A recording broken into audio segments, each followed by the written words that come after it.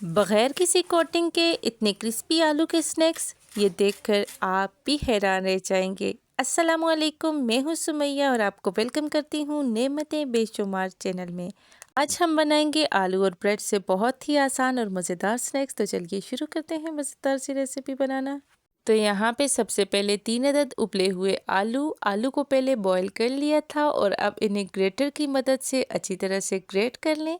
अब दूसरी तरफ मैं एक बाउल में पानी ले लूँगी और इसमें डालूँगी 4 अदद ब्रेड स्लाइस को हल्का सा डिप कर लें। यहाँ पर मैं फीकी ब्रेड इस्तेमाल कर रही हूँ क्योंकि इसमें स्नैक्स में वो ज़्यादा अच्छी लगती है। आलू के स्नैक्स हैं तो यहाँ पे फीकी ही ब्रेड इस्तेमाल करिएगा। ब्रेड को पानी में ना हल्का सा डिप करना है, यहाँ पे ज़्यादा देर नहीं रखनी और फिर हाथों से प्रेस करके ना इसका अज़ाफ़ी पानी निकाल दें। अब ये ब्रेड हम आलू के मिक्सर में शामिल करेंगे। ये छोटा सा टिप याद रखें कि ब्रेड को ज़्यादा देर पानी में ना रखें वरना मिक्सर ना ज़्यादा नरम हो जाएगा। अब इसमें मैं शामिल करूँगी 4 टीस्पून के बराबर कॉर्न फ्लोर। ये जो अज़ाफ़ी पानी वग़ैरह होगा वो जज़्ब कर लेगा और इससे क्रिस्पी बनेंगे ये स्नैक्स। अब इसके बाद इसमें हरा धनिया और हरा पुदीना डालना है।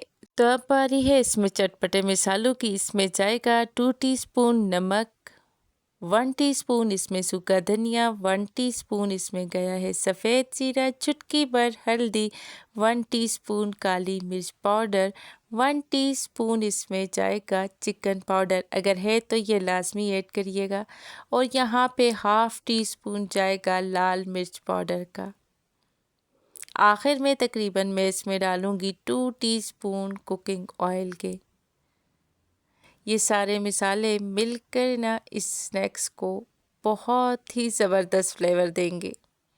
मिक्सर को हम तमाम चीज़ों को अच्छी तरह से मिक्स करेंगे यहाँ तक कि एक छोटा सा ये डो तैयार हो जाएगा। यहाँ पर हम इसमें कोई भी पानी वगैरह ऐड नहीं करेंगे।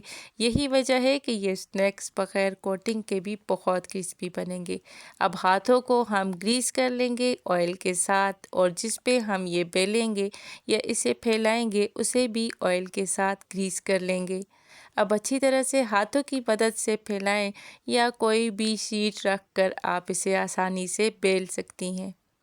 बेल लेने के बाद अब हम इसको शेप देंगे। यहाँ पे आप कुकीज़ कटर के साथ यहाँ पे इसे कट कर लें। गोल शेप भी दे सकते हैं, यहाँ पे आप इसे हार्ट शेप भी दे सकते हैं, फ्लावर शेप भी दे सकते हैं, लेकिन आजकल जो सोशल मीडिया पर ट्रायंगल शेप वाले स्नैक्स बहुत वायरल हो रहे हैं, इसलिए मैं इन्हें ट्रायंगल शेप में भी कट करके आपको दिखाती हूँ, तो वो आसानी से आप बना सकते हैं। तो इस तरह से आपने जो अमेज़ा बचेगा उसे इस तरह से बेल लेना है, फिर साइडों से इसे कट कर लेना है।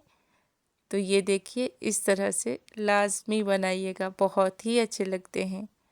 तो इस तरह से आपने ट्रायंगल शेप इसकी बना लेनी है। यहाँ पे मैंने गोल, ट्रायंगल और कुछ फ्लावर शेप की ये स्नैक्स तैयार किए हैं। अब यहाँ पे मैं इसे फ्राई करूँगी। अच्छा, फ्राई करने के लिए ना आपने एकदम से गरम ऑयल नहीं होना चाहिए, दरमियानी गरम ऑयल में ही ये स्नैक्स डालने हैं, ताकि ये एकदम से ना कलर ले लेते हैं, क्योंकि इसमें ब्रेड भी पकी हुई होती है और जो आलू होते हैं वो भी बॉयल होते हैं।